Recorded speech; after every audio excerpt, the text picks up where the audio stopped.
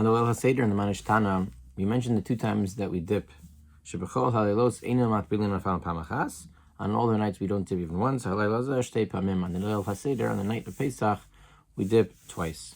First, the karpas in salt water, and second, we dip the maror in charosas. What are these two tibulim all about?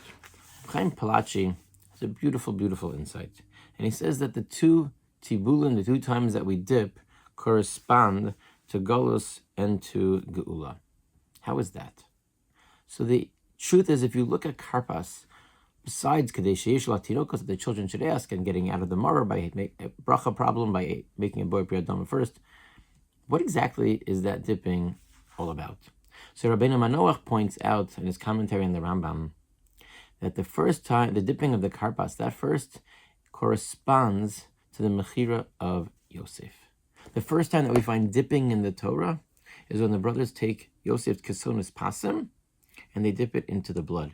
And that was in fact the beginning of the Golus. That is what led to Yosef being sent down, coming after him, and everybody ending up at the end of the day in Mitzrayim. Everything got turned on its head in terms of the Golus from that moment, from Mechiras Yosef, from the way that the brothers conducted themselves with Yosef. And that's what we recall at the opening of the Haggadah, that this is how this journey began. What's the next time that we have dipping in the Torah? In Sefer Shemos. Ulukachtem agudas ezov, utzvaltem badam shebatzaf v'gatem al hameshkof, v'loshteam mezizos. So take this bunch of hyssop and you'll dip it into the blood of the korban and put it onto the mezuzah. The Geula also came about through dipping. Fascinating. The two tibulim are the beginning and the end of the process, and maybe that reflects itself in what we dip into. The dipping that we have of the karpas is into the salt water. It's the beginning of the Golus. The end process, that is of the maror being sweetened by the charosas, is the process of entering into that phase of Geula. So it's in those two tibulim, those two dippings, that we have the secret of our Geula. And the lesson behind that seems to be that if we want to go through a process of redemption, if we're going to go through a process of redemption, we have to go back to the source of the problem.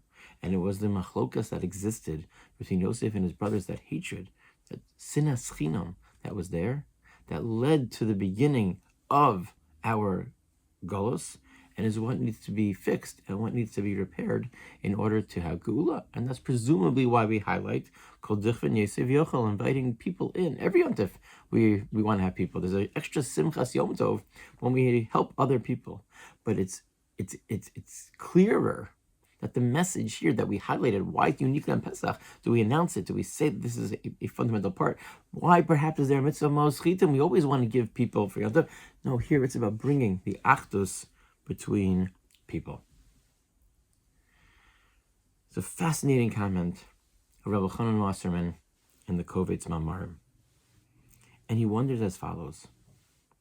He says that we know that throughout the generations, especially this time of year, the Jewish people have suffered from the blood libels, from persecution and pogroms that took place because of claims that they used the blood of Christian children as part of this Pesach process. And what Rabbi Chanan wonders is, how can it be that those lasted for generations? Sheker, lies, without having some basis in truth, it doesn't remain. Sheker ein lo raglayim. They say that the letters of Sheker, the Shin, the Kuf, and the Reish, they don't have two legs to stand on. That's the nature of the way that those letters are formed. Because Sheker can't stand. Lies don't stand. How can it be that the Hashgacha of Hashem was that these things should remain? And Rabbi Chanan suggests something startling. And he suggests that presumably it must be that it is midah keneged midah.